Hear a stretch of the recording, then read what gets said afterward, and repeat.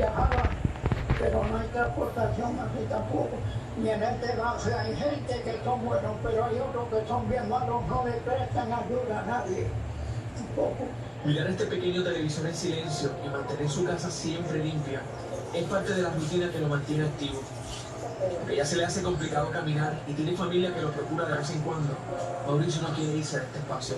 Pues ya yo mientras fuera la casita no la abandono, porque estaré hasta que la muerte, porque esto fue un sacrificio de mi esposa particularmente. Cuando le preguntas qué necesita, pese a que no ha tenido acceso para unos audífonos que mejoren su audición, prioriza siempre las necesidades de su casita. Quieren darme alguna ayudita, ¿verdad? Como le digo, a ver si le cambio esa plancha a la tanta, ¿verdad? Porque lo único que yo siempre estoy bregando con la caseta, arreglándola como Dios mayores. Pero esto tiene una explicación. Ellos normalmente, esta generación que fue una clase trabajadora, que colgaron sus casas, eso es el mayor logro que tienen ellos. Muchísimo ha sido mi casa, mi casa. Cuando usted enfoca en la conversación baja, va directamente a todo lo que necesita la casa, no lo que necesita él. Y entonces ellos están dispuestos a pasarse en un segundo lugar y poner en primer lugar la casa, aunque apenas puedan mantenerla. Esa es una realidad que no hablamos. La historia de Mauricio es solo un reflejo de la realidad a la que hoy se enfrentan cerca de 250.000 adultos mayores en Puerto Rico, según la última encuesta sobre la comunidad del censo. Cercano a un tercio de la población es de 60 años o más en Puerto Rico. El total de hogares en Puerto Rico, la población anda cerca de 1.2 millones de hogares. De estos, de 60 años o más, al 2022 se identifican cerca de 617.000 hogares de 60 años o más, y de estos 617.000, cerca de 250.000 se estima son de 60 años o más viviendo solos. La comunidad de adultos mayores en Puerto Rico es cada día más grande. El panorama es más alarmante de lo que parece. Personas solas, maltratadas, siendo estafadas y hasta siendo abandonadas en hospitales. Esto es el pan de cada día. La realidad es que mi realidad no es la misma de la del demás. Y cuando quiera que tú miras en organizaciones viejas, ves a personas mayores cuidándose los unos a los otros. Aunque afortunadamente este no es el caso de Mauricio, la cantidad de casos de adultos mayores maltratados ha ido en aumento a medida que pasan los años. Al menos este año, el Departamento de la Familia ha recibido 11.060 referidos de maltrato, 343 referidos más que en el 2022. A eso súmale los intentos de estafa a personas de esta población. Un ejemplo de esto puede ser el caso de doña Berta Rodríguez de San Juan, quien a sus 84 años vivía sola y una compañía de hipotecas intentó quitarle su casa en la que había vivido por más de 50 años, pero sus amigas lo evitaron. Había una sentencia de ejecución de hipoteca que se dio en ausencia de doña Berta y se dio sin representación legal. Así que el juez tomó la determinación de nombrarle una abogada y de nombrarme como defensora judicial. Tratamos de que ese mortgage estaba trabajando en Puerto Rico de manera ilegal, ¿verdad? No estaba certificado, se le multa y se paraliza la sentencia de ejecución de hipoteca. Es un reverse mortgage que ella insiste en que no lo hizo, en que ella lleva más de 60 años en su casa, que su casa está salda. Y como ella, otros 6.100 adultos mayores están bajo la tutela de la agencia. Hay una cantidad aproximada, más de un 60% de adultos mayores que llegan hasta los hospitales, y muchos de ellos solos y sin ningún tipo de apoyo, o que no tienen familiares. Como si fuera poco por lo que pasa, desde hace un tiempo se ha vuelto una modalidad abandonar a adultos mayores en las salas de emergencia de los hospitales. Los llevan, los registran y se van dejándolos solos. En el 2022 se reportaron 769 casos de adultos mayores abandonados en hospitales. Y es que si usted lleva un menor de edad a un hospital y lo abandona, usted será procesado por maltrato y grasa negligencia contra un niño o una niña. La ley es clara. Sin embargo, existen lagunas legales con respecto a este asunto cuando el abandonado es un adulto mayor, un paciente de salud mental, que son tan vulnerables e inocentes como los niños.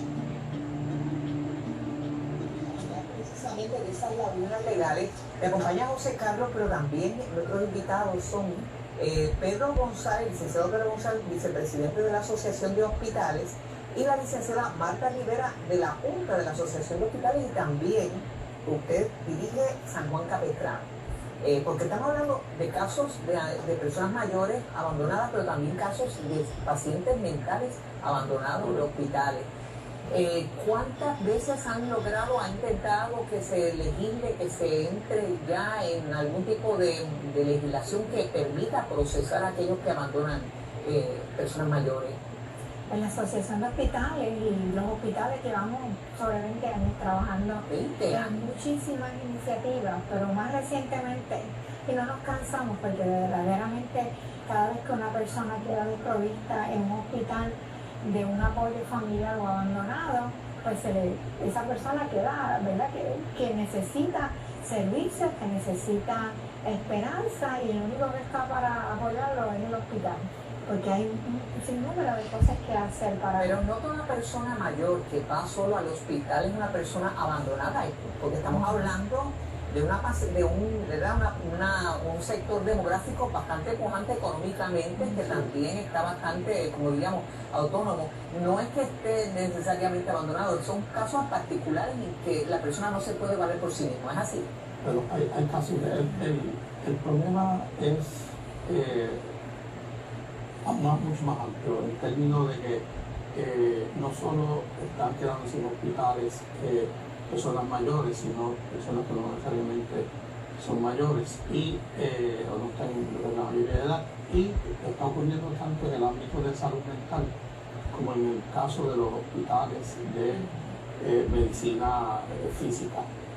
Y se hablaba en la historia que eran unos 700 casos en el 2022, estábamos hablando fuera de cámara, que este número ha aumentado drásticamente en los pasados años, llevan 20 años, el número ha aumentado. En estos últimos años, ¿verdad?, para suscribir lo que hemos hecho, pues hemos visitado todos los jefes de agencia, hemos pedido apoyo para que se aceleren los procesos. Pues hay que crear protocolos, hay que definir bien cuando hay pacientes.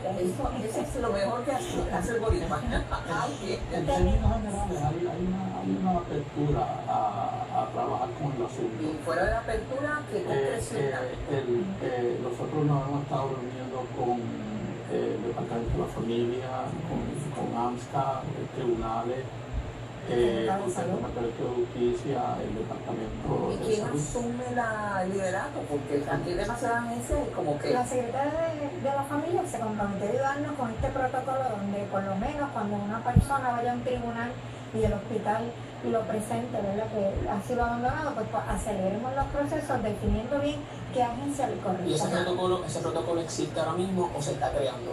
Se tiene que definir más. No sabe- Ya existe, pero hay que ponerlo más. ¿Qué pasa ahora mismo cuando un paciente llega, ¿verdad? Hablamos con diferentes administradores de hospitales que nos dicen por teléfono que han tenido pacientes que han durado 6, 8 meses en ese hospital. Sí. ¿Cuál es el protocolo que ustedes trabajan dentro de esos hospitales y quién incurre en esos gastos? Bueno, se está coordinando con las agencias precisamente para afinar esos protocolos. Aquí hay dos elementos. Uno es la parte procesal administrativa de eso, y está también la parte legal, legislación que atienda el asunto. La asociación ya ha promovido y ya se radicó a nivel del Senado un proyecto de ley para enmendar el 4.22, la ley 408, con relación a la atención de los pacientes. Establecer penalidades a la...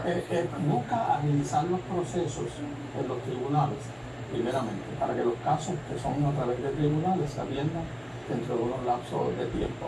Busca también establecer responsabilidades y mirando desde el punto de vista de los protocolos, pues que en ese proceso se integren todas las partes. Pero hay una realidad también, o sea, hay personas que pueden ir bastante bien de salud, una persona mayor, por su propia cuenta, porque la población aquí, la tercera parte es mayor, y caer en grave, y si no tiene familia aquí, eso no necesariamente es que lo maltrataron, y a lo mejor una persona sola, ¿qué hacen? Porque hay una obligación también del hospital, ¿qué hacen con ese paciente del hospital? Pues se agota todos los medios posibles por conseguir a un familiar. Pero en realidad hay pacientes que hay que darle alta Y muchas veces cuando se llevan a un hogar pueden encontrarse con que viven en condiciones no adecuadas. Entonces pues hay que activar las agencias de gobierno, hay que presentar, hay que llenar una serie de documentos para que el Departamento de la Familia ayude a conseguir un hogar alterno o ayude a esa persona a tener lo que necesita dentro de ese hogar bajo su condición de salud médica en ese Me momento. parece, me recuerda un poco a la cuestión del seguro obligatorio para los autos. Antes chocaban y nadie se hacía responsable, pero se legisló para que todos dividir la manzana, que es la complicada, entre todas las aseguradoras. De algún modo habrá que hacer algo así con los hospitales y con todas las entidades alrededor de estas personas, de estos pacientes. Sí, eso es lo que se percibe por la legislación. Eso es lo que Hay se una pieza que sometimos tanto a la Cámara Comercial y esperemos que se atienda. repartir el riesgo entre todos. Y si no hay un protocolo ahora mismo claro, ¿verdad? Sabemos que son diferentes agencias las que intervienen. ¿Cuál es la agencia que está fallando ahora mismo en ese proceso? Sabemos que hay casos donde AMSCA y familia tienen que ver en el mismo caso.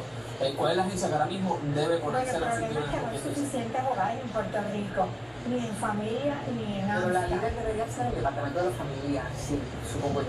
Bueno, el tribunal nos debe reunir a todos, que es lo que pasa, ¿verdad? Nos reúnen a todos y ahí empezamos a buscar las mejores alternativas para ese paciente. Bueno, pues vamos a ver si se impulsa desde este programa un llamado a los legisladores y a las agencias a mover esto rápido. Se nos está haciendo bastante tarde. Me están informando la producción que acaba de aprobar el Senado en su último día de sesión la reforma contributiva que estuvimos discutiendo hace escasos minutos con el secretario de Hacienda. Bueno, nos felicitamos a todos los contribuyentes. Gracias a ambos por traer esta información. Vamos rápidamente con Adriana. Gracias, Yolanda. Y llueven millones y millones de dólares.